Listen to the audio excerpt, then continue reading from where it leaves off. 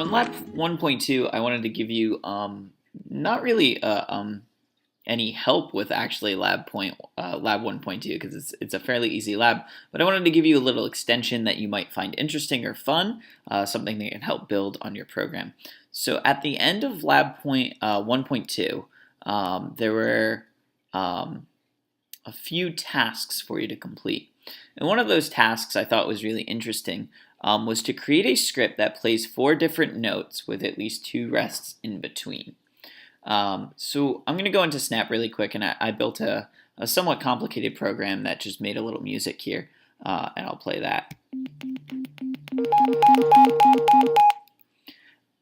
So when I started playing around with the notes and the things in the sound blocks, I'm not really a musical person, so I didn't really know how anything worked, and I kind of just made this random kind of telephone sound. And I wanted to figure out how I could actually make real music using these sound tabs in Snap. I mean, and one way I could do it is I could just use the play sound tab and I could import a sound of my own. But I wanted to see if I could use these note things, and I didn't really know how they worked. So one thing that I want to show you in Snap that's really cool is for any block that you're using, there's always like this help documentation that can tell you how that block works. So if you take any block, no matter where it is, whether it's in the scripting panel or over in the palette, you can just right click it and you see the help. And so when I open up the help for this, I can actually learn first how the block works, how it makes sounds. In this case, playing a note gives me a quick walkthrough, but it also tells me how this block works in the terms of like its different variables. So for example, play note 60. Well, what is note 60?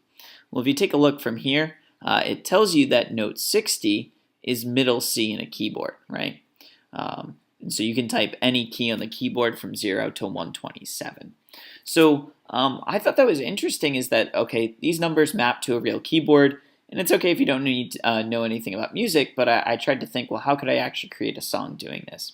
So I tried to look up some music tablature, and I found this website called Piano by Number. And it literally gives you some simple songs. In this case, I found Jingle Bells, and gave you numbers on a key. In this case, they numbered the keys 1, 2, 3, 4, 5, 6, 7, 8, starting with C over here. And then it gave me little tabs right here for the music of Jingle Bells. So it said 3, 3, 3, 3, 3. So if I actually go ahead and do,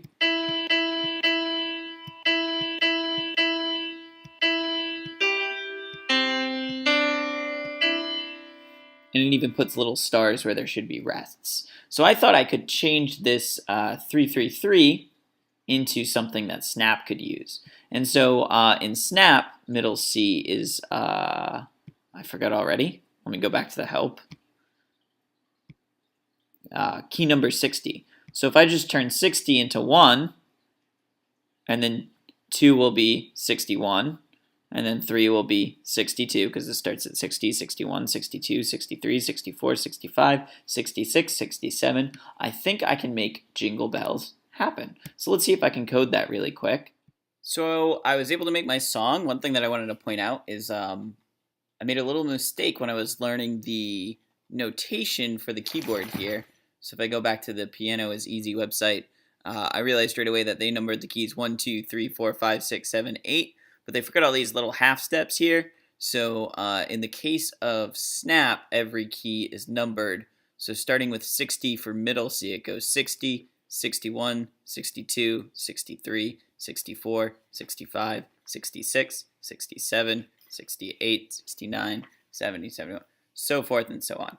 So I was actually able to convert these keys, 1, 2, 3, 4, 5, 6, 7, 8, into the Snap keyboard notation, and I was actually able to make Jingle Bells.